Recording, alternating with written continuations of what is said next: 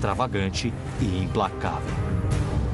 Göring se tornou viciado em riqueza e poder e estava disposto a obtê-los de qualquer maneira.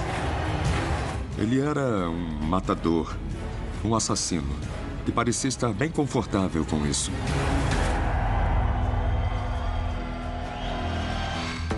A maioria das pessoas da minha geração não entende como, há 70 anos, um pequeno grupo de nazistas conseguiu iniciar uma guerra que matou 60 milhões de pessoas. Eu quero descobrir. E para me ajudar, eu vou usar cartas de baralho. Hoje, são usadas tanto por militares quanto pela polícia para ajudar a identificar os seus alvos. Mas até hoje, ninguém nunca utilizou um baralho para o grupo mais famoso de assassinos da história. Atuando com peritos, eu quero descobrir onde cada um desses nazistas se posiciona na hierarquia do mal. O meu nome é James Ellis e este é Hitler e sua corrente do mal. O que diferenciava o Göring dos demais líderes do regime nazista era o fato de que ele era um legítimo vencedor da Primeira Guerra Mundial. Não só tinha servido na linha de frente, como ele era extremamente competente no que fazia.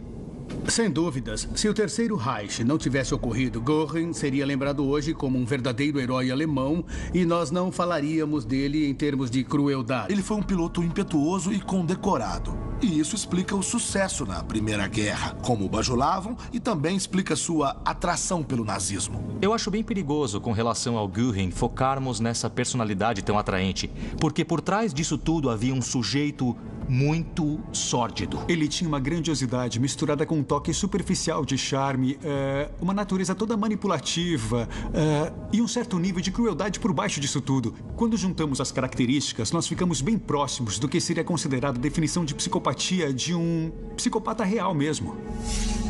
Como um reverenciado piloto de caça da Primeira Guerra Mundial, se tornou um criminoso de guerra psicopata na Segunda. Eu vim para a Alemanha para descobrir. Que avião é esse? Este é um biplano Otto. Eu estou com Joshua Fink, um curador do Museu Aéreo Flugwerft Schleinsheim, que fica próximo de Munique. Eu quero saber mais sobre a vida de Göring como piloto. Göring começou a carreira de piloto em um avião de reconhecimento como este aqui. Era muito perigoso voar em um avião desses naquela época? Bom, primeiramente, era perigoso porque a fuselagem é de tecido. Um tecido especialmente feito e pintado com uma cola especial. O problema é que essa cola não resistia muito em contato com a água. Entendi. Então ele podia se desfazer em caso de chuva. Sim. Eu nem imagino a coragem necessária para pilotar um avião desses. Assim, eu acho que eu quase consigo rasgar o tecido com a mão se eu pressionar com uma certa força. Göring se alistou primeiro na infantaria, mas logo percebeu que havia pouca glória ao batalhar nas trincheiras e conseguiu ser transferido para a divisão aérea. É preciso lembrar como era assustador ser um piloto durante a Primeira Guerra Mundial. Era uma forma incrivelmente primitiva de combate, bastante arriscada. Os índices de mortes eram altíssimos para ambos os lados. Era tão difícil pilotar os aviões que morreram mais pilotos durante os treinamentos do que em combate. E o combate em si era extremamente perigoso. Basicamente, era o prelúdio das rinhas de cães.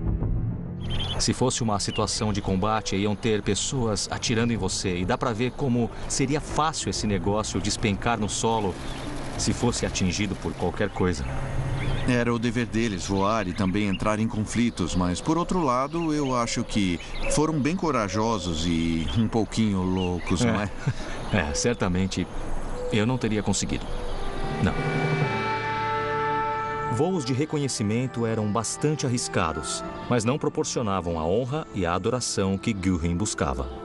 Ele queria ser visto como um herói e se destacar entre os militares seria para ele um jeito de alcançar essa honra e esse nível de distinção. A melhor forma de se destacar era matando inimigos. Então Göring se transferiu para o esquadrão de caça. E nenhuma séria lesão no quadril o deixou fora de ação por muito tempo. A guerra cai bem para algumas pessoas. E Göring era uma dessas pessoas que se sentia em casa no campo de batalha. No caso dele, no campo de batalha aéreo. Ele adorava se exibir, ele adorava ser corajoso. Eu acho que ele amava a guerra. Era parte da sua personalidade. O que eu tô procurando é um avião que o Goering pilotou no final da guerra e eu sei que tem um aqui. Está logo ali na frente. É um Fokker D-7. Ah, é esse aqui? Sim. Perto do fim da Primeira Guerra, a tecnologia da aviação já tinha avançado bastante. Esse era o top de linha em 1918? Sim, era algo por aí. Nossa, como a tecnologia mudou. O Fokker D-7 era o avião mais avançado daquela época, bem superior ao que os aliados tinham.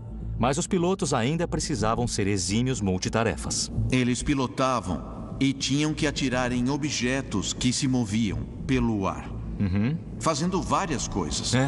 Porque eles não só atiravam, também tinham que lidar com o combustível, os flaps, as asas e tudo mais. Eles tomavam tiros de outras pessoas e ainda tinham que chegar a metros de um alvo com essa aeronave para terem uma chance de derrubar alguém a tiros. Sim. Era isso. O que era uma loucura. Para qualquer um. Isso é tudo muito maluco, mas é incrivelmente impressionante. Os pilotos da Primeira Guerra eram chamados de Cavaleiros do Céu, e por um bom motivo. Eram muito corajosos e também seguiam um código de honra que era respeitar um ao outro. Mas eles também se valorizavam e se glamorizavam. O fato do Goering ter conseguido derrubar 22 aviões inimigos, com esse tipo de aeronave, com tecnologia precoce, realmente mostra que ele deve ter sido um verdadeiro herói de guerra. Pode chamar ele de herói ou do que for, ele foi um piloto habilidosíssimo. A habilidade e a ousadia de Goering foram reconhecidas oficialmente. Ele se tornou um dos militares alemães mais condecorados. Mas a medalha que lhe dava mais orgulho e que ele sempre usava no pescoço era Pour le Mérite, de honra ao mérito. Era a mais alta honra germânica possível de se receber. E todos os que tinham essa medalha eram meio que celebridades, eram estrelas de cinema da época. Ela mostrava bravura máxima.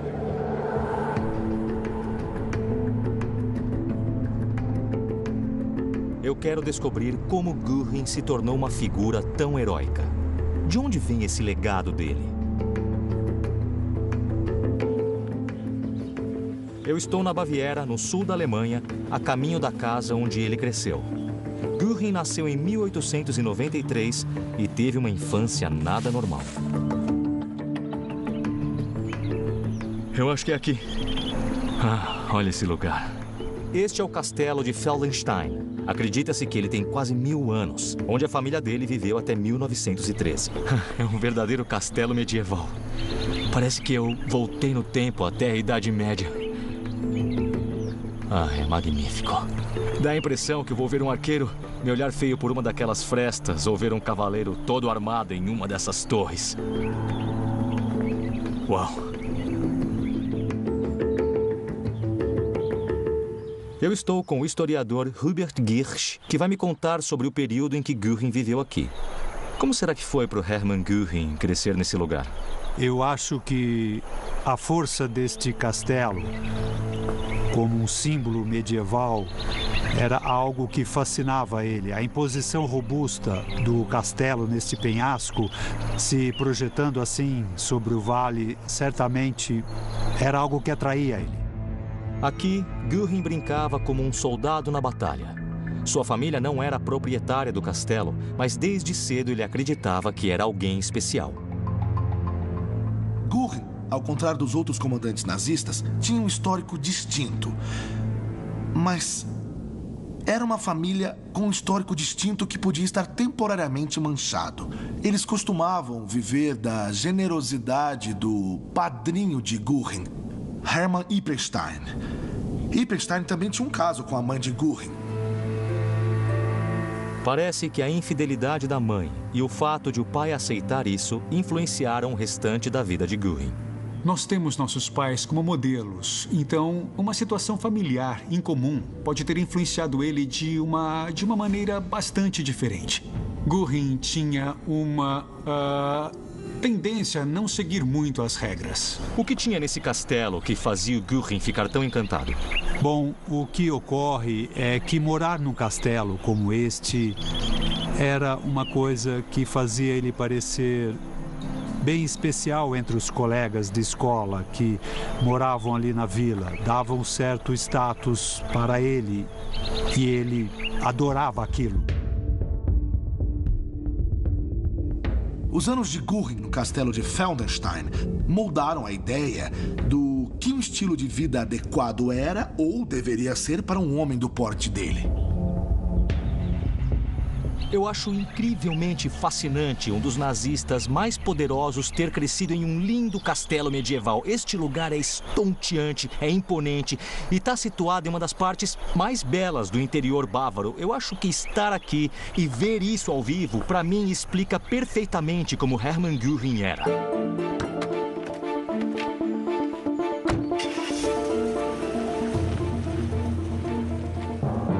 Quando era garoto, Göring sonhava com a fama militar. E ele realizou esse sonho ao se tornar um dos principais pilotos da Alemanha. Mas a sua glória na guerra foi bruscamente interrompida quando a Alemanha se rendeu de repente. Göring aceitou muito mal o fim da guerra. Não só porque era seu passatempo preferido, a batalha que tinha acabado, como também ele, tal qual tantos alemães daquela geração, achava que a Alemanha havia traído a nação. Ele considerava aquela derrota totalmente desnecessária e, na verdade, ele via os seus conterrâneos como responsáveis pela derrota e não os aliados. Göring se ressentia profundamente dos termos que os vitoriosos aliados impuseram à Alemanha e passou a procurar por respostas radicais e logo as encontrou.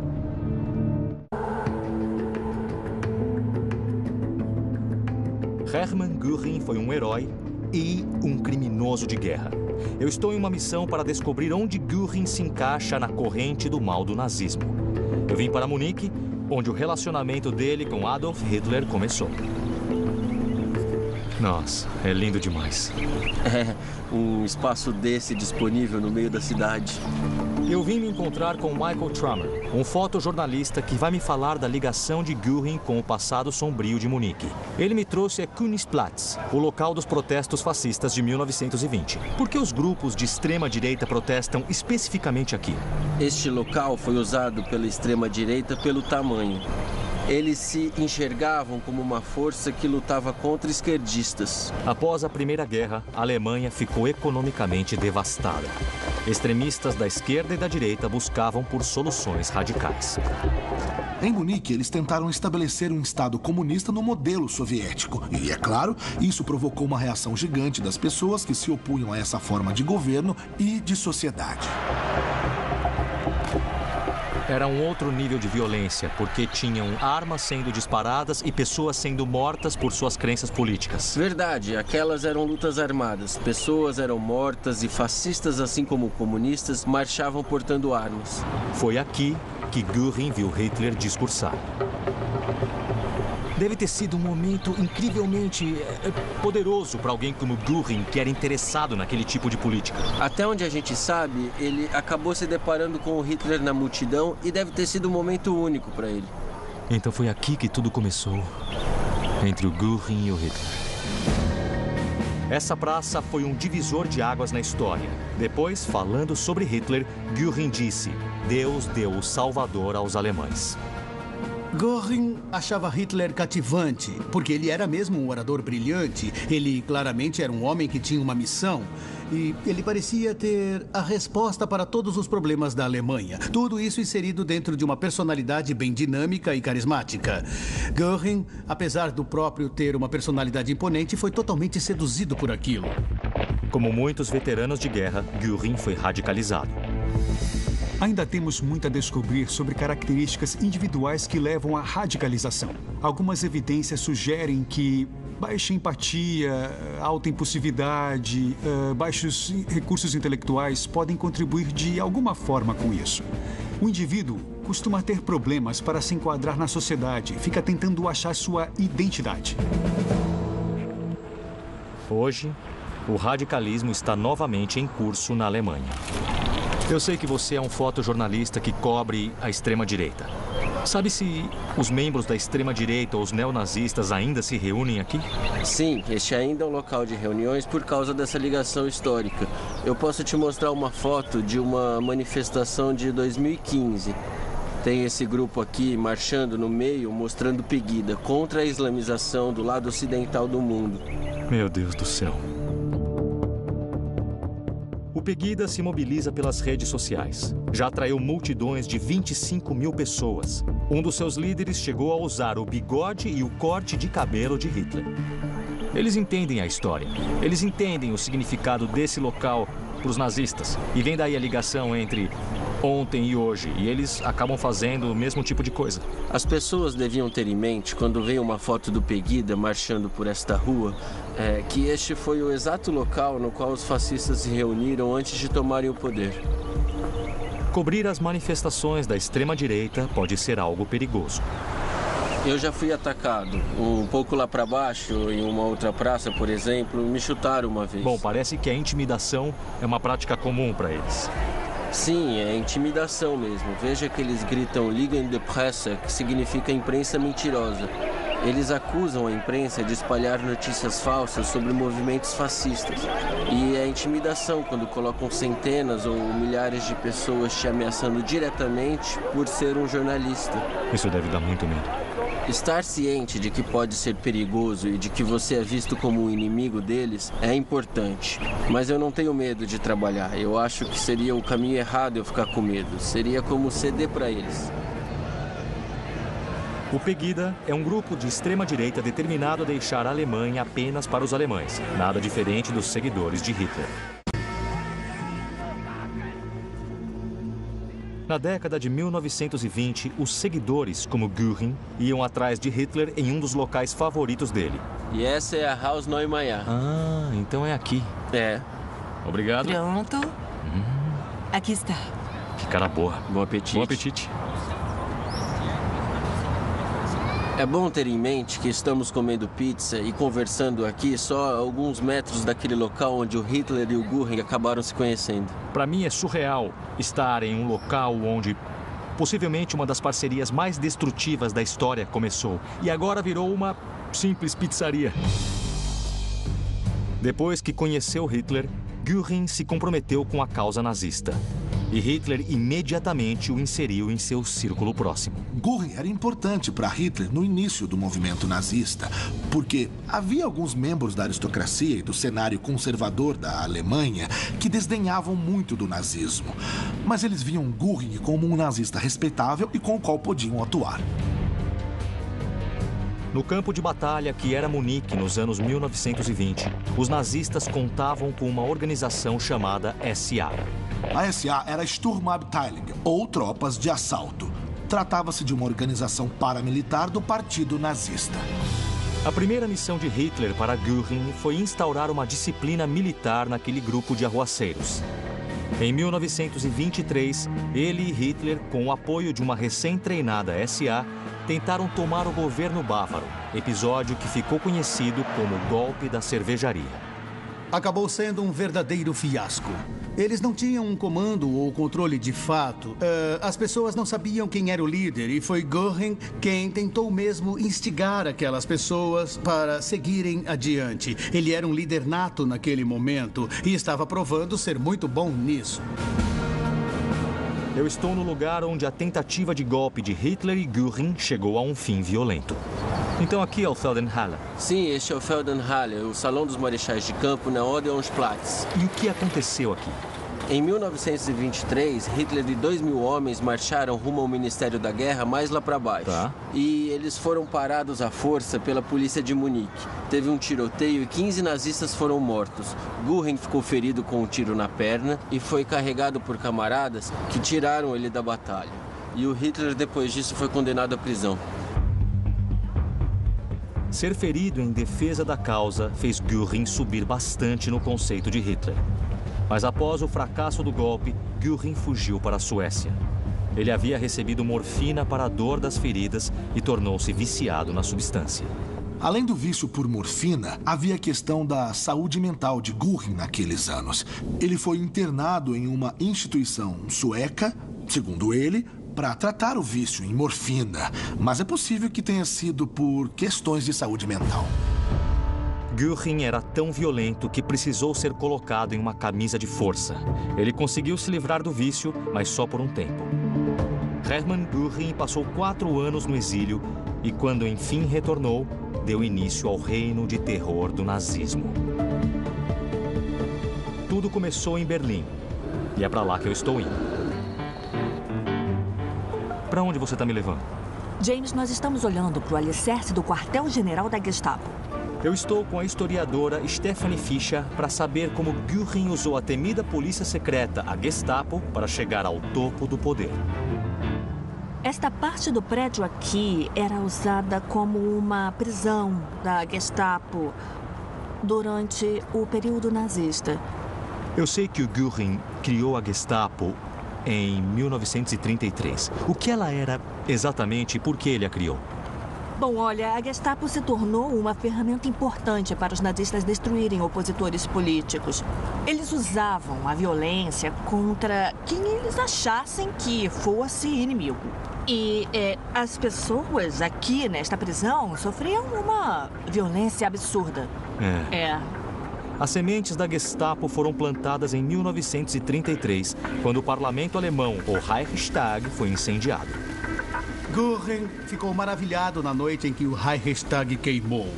Enquanto o incêndio ocorria, ele foi para lá para ver as chamas. E ele sabia que aquilo representava uma enorme porta aberta para Hitler atravessar e tomar posse de todo o poder. Ele amou aquilo. Apenas 2 meses após o Reichstag queimar, Göring criou a Gestapo. A Gestapo buscava remover qualquer um que fosse visto como um inimigo do nazismo, que representasse uma ameaça ao Terceiro Reich. Era uma força policial que existia para garantir que as pessoas se comportassem da maneira que os nazistas queriam. É horrível estar nesse lugar aqui e saber que deve ter havido milhares de pessoas que foram detidas aqui e que elas foram brutalmente interrogadas. Eu sei que pessoas foram torturadas nesse prédio quando ele existia. Eu ainda sinto calafrios até hoje por estar num local nazista de terror. E isso me deixa mais consciente de que não devemos subestimar a democracia. É porque parte das razões para a criação da Gestapo é que foi uma ferramenta importante para o nazismo destruir sua própria democracia.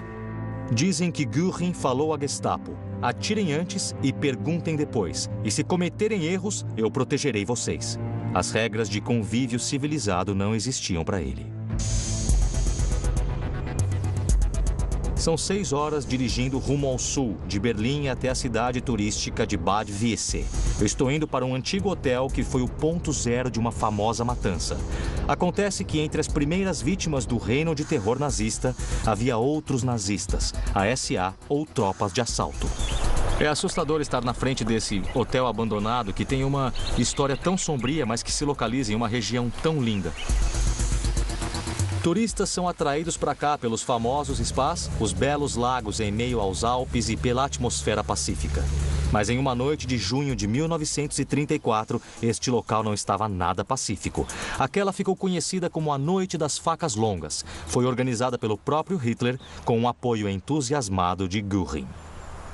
Bom, a Noite das Facas Longas foi para remover os rivais de dentro do partido e do movimento. Achavam que a SA tinha ficado muito independente, confiante demais e poderia ser uma rival poderosa dentro do Estado nazista e uma rival poderosa para o próprio Hitler. A SA era liderada por Ernest Röhm, um dos primeiros mentores de Göring no partido nazista. Göring basicamente traiu Ernest Röhm. Ele era político suficiente para saber, assim, que para cair nas graças do Hitler, devia ajudar Hitler a se livrar dele. Foi a maior das traições. Isso mostra a crueldade dele e a disposição para fazer de tudo para consolidar o poder.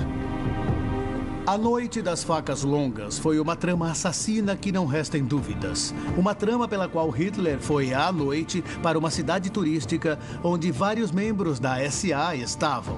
Então ele entrou no hotel e eles brandiam armas e sacudiam pistolas. Röhm e os outros altos oficiais foram levados para a prisão e foram mortos.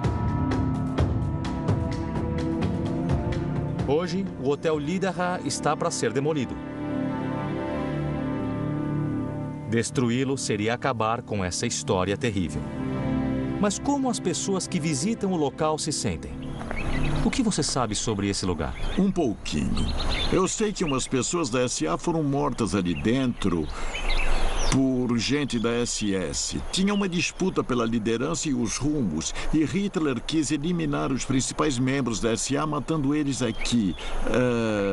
E a liderança dele foi garantida.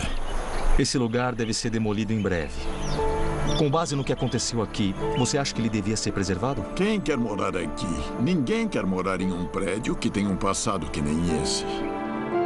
Depois da Noite das Facas Longas, Hitler seguiu mais firme rumo ao seu objetivo final, a aniquilação dos judeus e a germanização da Europa. Eu estou em Berlim, em uma missão para descobrir onde Hermann Göring está na corrente do mal do nazismo. Um dos prédios mais imponentes da Alemanha, o antigo quartel-general da Luftwaffe, é meio que um monumento para Göring. Para saber mais sobre ele, vou conversar com o historiador Nick Jackson. Este era o Ministério do Transporte Aéreo. Se havia uma base para o poder de Göring...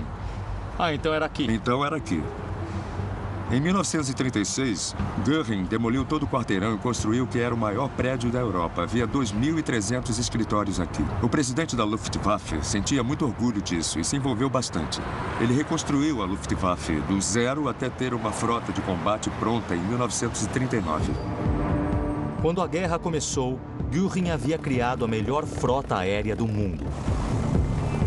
Os aviões da Luftwaffe voavam mais rápido, mais alto e aceleravam mais que a maioria dos aviões que enfrentavam.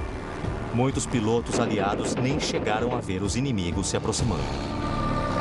Era basicamente o grande sonho de Göring. Ele tinha sido piloto, amava aviões, então passou a ter uma frota aérea de estimação. Era o melhor brinquedo que um homem como Göring poderia ter. Era um homem ocupado, basta ver os títulos que ele tinha, mas ainda passou um bom tempo nesse prédio. Aliás, aquele era o escritório principal. Aquele ali, com aquelas janelas? Aquele sim, com as janelas grandes. Tudo aquilo é de um escritório? Isso. O escritório dele? E era o escritório principal desse edifício. Ele tinha um escritório do tamanho do próprio ego. Depois de Hitler, era o mais poderoso do país.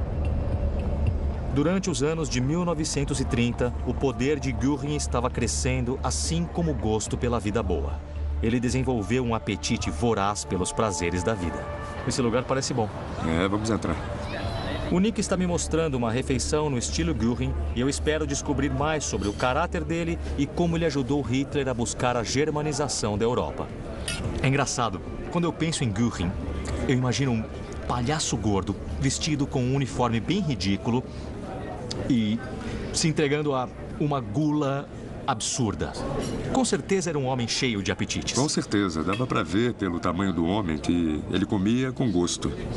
Eu acho que isso devia ser muito importante na vida de Göring. Se o Göring estivesse aqui com a gente agora, como seria isso? Eu acho que ele ia falar mais que todos e teria comido a comida toda. Era uma figura bem dominante. Tudo girava em torno dele, queria toda a atenção. É aquilo de estar no topo da montanha, mais alto que todos, e todo mundo ficar te olhando e pensando, mas que grande homem. Ele elevou a vaidade para um outro nível, Com certeza, com certeza. Eu acho que é até justo dizer que em todos os aspectos da vida, ele foi extravagante, fanfarrão e totalmente exagerado. É possível que ele tenha sido o nazista mais simpático, mas sempre no pano de fundo havia um assassino frio. Um homem profundamente envolvido com crimes nazistas terríveis. Os crimes contra judeus são as atrocidades mais conhecidas do nazismo. Começaram nos anos de 1930, quando a perseguição aos judeus era uma política nazista oficial. Antes do Holocausto, houve a Kristallnacht. A Kristallnacht, ou Noite dos Cristais, foi uma noite de violência coordenada contra propriedades judaicas e cidadãos judeus pela Alemanha e a Áustria. Sinagogas foram incendiadas, lojas roubadas e as pessoas apreendidas e enviadas a campos de concentração. Göring, com sua ganância sem limites, não aprovou a destruição das propriedades. Pensando na Noite dos Cristais, ele teria preferido matar mais judeus e preservar alguns valiosos objetos e prédios. Ele chegou a falar para os judeus que eles deveriam pagar por aqueles danos. E isso mostra como era revoltante a personalidade dele. A Noite dos Cristais foi só o começo. Göring foi o responsável pela ordem que organizou os detalhes práticos do Holocausto. Em 1941, Göring assinou um documento autorizando a coordenação da chamada Solução Final para a Questão Judaica, o extermínio sistemático de judeus. A assinatura de Göring autorizando a coordenação de extermínios em massa foi um grande passo para a criação da política nazista da perseguição ao genocídio. O Holocausto tem muitos pais, mas Göring foi uma das mais importantes de todas essas figuras. O que é especialmente abominável em Göring é que ele não era violentamente antissemita, no fundo. Ele executava medidas antissemitas para poder avançar na sua carreira política. O fato dele se predispor a ser parte dessas atrocidades apenas por ganhos pessoais é muito aterrorizante. Parece que as pessoas se desarmavam com a excentricidade de Hermann Göring. Ele tinha uma personalidade atraente, se envolvia com aquela ostentação ridícula, mas ele era um homem cruel. Ele era um matador, um assassino, e parecia estar bem confortável. A disposição de Göring para fazer de tudo por Hitler o tornou indispensável. Mas em 1939, Hitler revelou que planejava invadir a Polônia e Göring tentou fazê-lo desistir. Por que ele era tão contra a Alemanha iniciar a Segunda Guerra? Se a Alemanha perdesse, ele perderia todo aquele poder, as casas, os uniformes, a glória, as medalhas e a posição que ele tinha lutado tanto e sem escrúpulos para conseguir. O que havia de mais importante para Hermann Göring era ele mesmo. Hitler ignorou a opinião de Göring e declarou guerra, mas nomeou Göring como seu possível sucessor e marechal do Império. Era o último de uma longa lista de títulos que Göring acumulou. Ele os colecionava como outros colecionavam autógrafos. Quanto mais, melhor.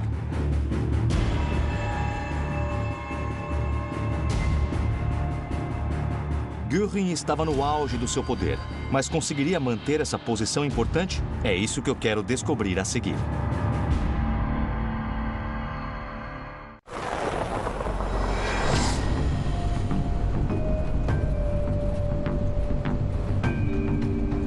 Estou 70 quilômetros ao norte de Berlim, em uma das maiores reservas naturais da Europa. Costumava ser parte da Kachenhalle, a vasta casa de campo de Hermann Göring.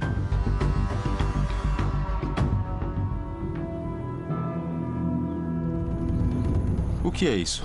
Isso é aqui? Uma pedra. Vai achar várias dessas.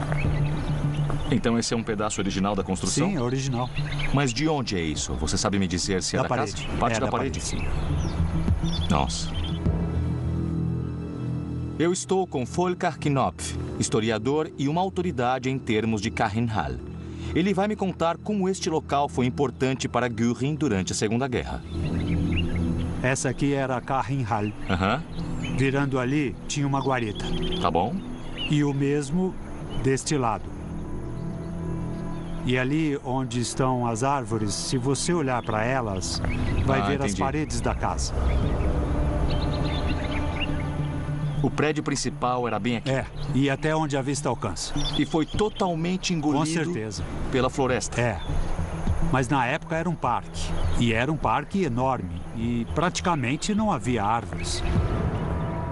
Existem poucos indícios de que houve uma construção aqui. Sobraram apenas alguns túneis. Os prédios eram conectados por passagens subterrâneas. Então essa era uma ligação entre dois prédios. Isso. Para levar suprimentos. Isso aí.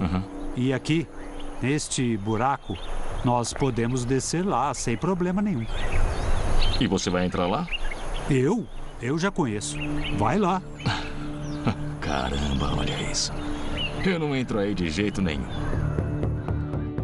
A Kachenhalle, que homenageava a esposa falecida de Göring, Karin, começou como um simples chalé. Em 1937, após anos em obras, virou um complexo palaciano.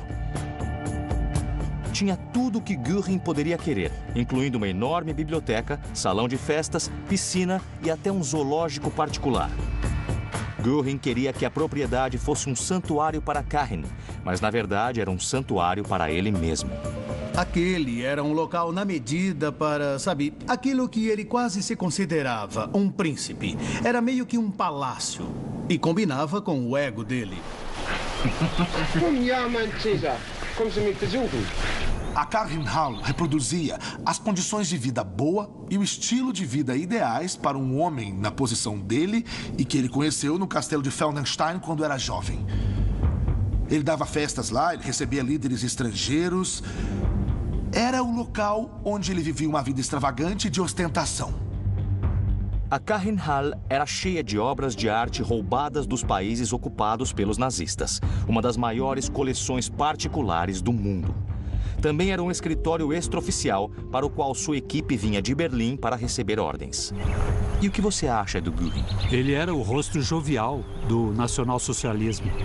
Uma hora ele estava ali, sorrindo com um bochechão de criança, e meia hora mais tarde, ele poderia estar assinando uma ordem de pena de morte. Ele era assim, tinha muitas facetas.